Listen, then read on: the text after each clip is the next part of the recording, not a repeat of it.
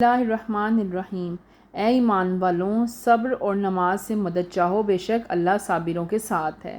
صبر روکنے کو کہتے ہیں، یعنی اپنی خواہشات نفسانیہ کو روکو، کیونکہ یہ جہنم کی ڈھال ہے۔ سید عالم صلی اللہ علیہ وسلم کو جب کوئی سخت مہم پیش آتی تو وہ نماز میں مشغول ہو جاتے۔ نماز مومن کا نور ہے، نماز دین کا ستون ہے۔ اگلی آیات جنگ بدر کے شہداء کے حق میں نازل ہوئی۔ شہید وہ ہے جو مسلمان ہتھیار سے ظلماً مار دیا گیا ہو یا میدان جنگ میں مردہ یا زخمی پایا گیا ہو، اس پر شرعاً یہ احکام ہے: اس کو غسل نہ دیا جائے، کفن اس کے اپنے کپڑوں میں ہی دیا جائے، اسی حال میں اس کی نماز جنازہ پڑھی جائے اور اسی حال میں اسے دفن کیا جائے۔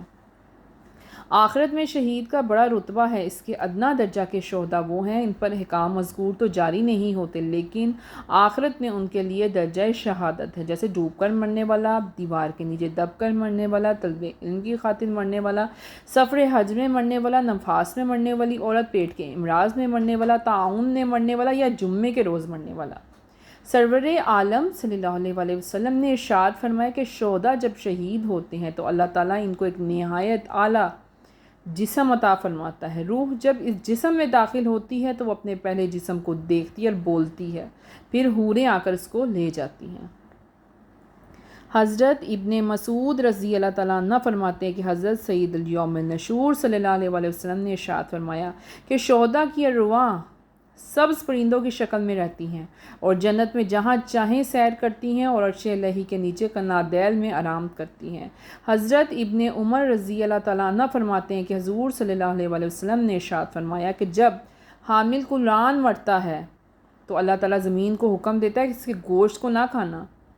زمین عرض کرتی ہے: رب کریم، میں اس کا گوشت کیوں کھا سکتی ہوں؟ اس کے سینے میں تیرا کلام ہے۔ جب حافظ قرآن اور شہداء کا یہ مقام ہے تو انبیاء کرام علیہ السلام کا مقام ان سے زیادہ بلند و بالا ہے۔ موت کے بعد بھی اللہ تعالیٰ عز و جل شہداء کو حیات فرماتا ہے، ان کی ارواح پر رزق پیش کیے جاتے ہیں، انہیں راحتیں دی جاتی ہیں، ان کے عمل جاری رہتے ہیں اور اجر و ثواب بڑھتا رہتا ہے۔ اللہ تعالیٰ عز و جل کے فرمانبردار بندے قبر میں بھی جنت کے میوے اور نعمتیں پاتے ہیں۔ حضور صلی اللہ علیہ وسلم نے ارشاد فرمایا: جو مصیبت کے وقت انا للہ و انا الیہ راجعون پڑھے، اللہ تعالیٰ اسے اچھا بدلہ عطا فرماتا ہے، اس قدر دیتا ہے کہ وہ راضی ہو جاتا ہے۔ حضرت سعید بن جبیر رضی اللہ تعالیٰ عنہ فرماتے ہیں کہ مصیبت کے وقت جو کلمات اس امت کو تعلیم دیے گئے کسی امت کو نہیں سکھائے گے، حتیٰ کہ یعقوب علیہ السلام کو بھی نہیں بتائے گے۔ حضرت ام سلمہ رضی اللہ تعالیٰ عنہ سے روایت ہے کہ حضور پر نور صلی اللہ علیہ وسلم سے میں نے سنا کہ بندے کو جب مصیبت پہنچتی ہے تو وہ اس پر انا للہ و انا الیہ راجعون پڑھتا ہے تو اللہ تعالیٰ اس مصیبت کا اسے ثواب دیتا ہے۔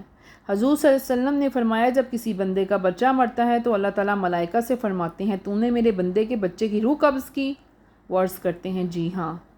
پھر ارشاد ہوتا ہے: تو نے اس کے دل کا پھل لے لیا؟ عرض کرتے ہیں: جی ہاں۔ تو پھر اللہ تعالیٰ سوال کرتے ہیں: اس نے مصیبت نے کیا کہا؟ عرض کرتے ہیں: اس نے تیری حمد کی اور انا للہ و انا الیہ راجعون پڑھا۔ تو جناب باری کی طرف سے ارشاد ہوتا ہے: اس کے لیے جنت میں مکان بنا دو، اس کے لیے جنت میں مکان بنا دو اور اس کا نام بیت الحمد رکھو۔ اگلی آیات میں صفا اور مروہ دو پہاڑ ہیں جن پہ آیات نازل کی گئیں۔ مکہ مکرمہ میں واقع ہیں، کعبۃ المعظمہ کے مقابل جانب مشرق واقع ہیں۔ حضرت حاجرہ اور حضرت اسماعیل علیہ السلام نے انہی پہاڑوں کے قریب اس مقام پر جہاں زمزم ہے بحکم الہی عز و جل سکونت اختیار فرمائی۔ اس وقت یہ نہایت سنگلاخ اور بیاباں جگہ تھی، نہ سبزہ تھا، نہ پانی تھا، نہ خود نوش کا سامان، لیکن حضرت اسماعیل علیہ السلام خردسال تھے۔ اس جنگل میں جب آپ علیہ السلام کو پیاس لگی اور تشنگی سے جاں بلب ہونے لگے تو حضرت حاجرہ رضی اللہ تعالیٰ عنہ بے تبانہ کوہ صفا پر تشریف لے گئیں، اور جب وہاں سے پانی کا پتہ نہ چلا تو اتر کر نشیب کے میدان میں دوڑتی ہوئی مروہ تک پہنچیں۔ اسی طرح انہوں نے 7 چکر ادھر سے ادھر پانی کی تلاش میں لگائے۔ اللہ تعالیٰ عز و جل نے ان اللہ مع الصابرین کا جلوہ اس طرح ظاہر کیا کہ غیب سے ایک چشمہ نمودار ہوا جو زمین سے ابل رہا تھا۔ آپ نے اس کے گرد مٹی جمع کرنی شروع کر دی اور زمزم فرماتی رہیں۔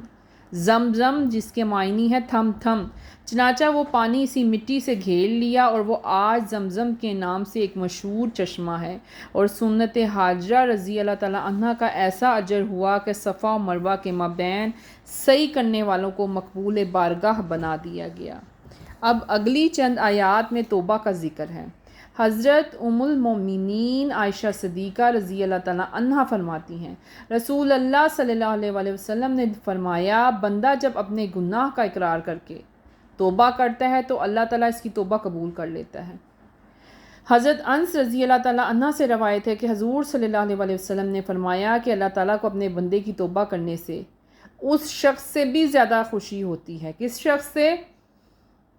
اس شخص سے جس کی سواری ایک سنسان جنگل میں ہو اور پھر وہ گم ہو جائے، اس پر اس کا کھانا پانی ہو اور وہ مایوس ہو کر ایک درخت کے نیچے لیٹ جائے، رنج و فکر میں مبتلا ہو جائے کہ اچانک اس کی سواری مل جائے اور اس کے قریب آ جائے۔ اس شخص کو جتنی خوشی ہوگی اس سے زیادہ اللہ تعالیٰ اس شخص سے خوش ہوتا ہے جو توبہ کرتا ہے۔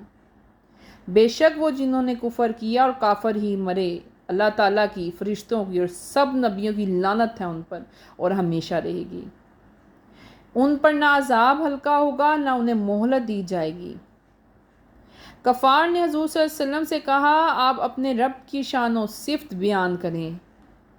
آپ صلی اللہ علیہ وآلہ وسلم نے فرمایا، معبود صرف ایک ہی ہے، وہ اپنی ذات میں ایک ہے، نہ کوئی اس کا شریک ہے، وہ یکتا ہے۔ میرے رب کی نہ کوئی ضد ہے، نہ شریک ہے، نہ کوئی حد ہے، وہ اب بھی ویسا ہے جیسے پہلے تھا اور اس کا کوئی زوال نہیں، اس کو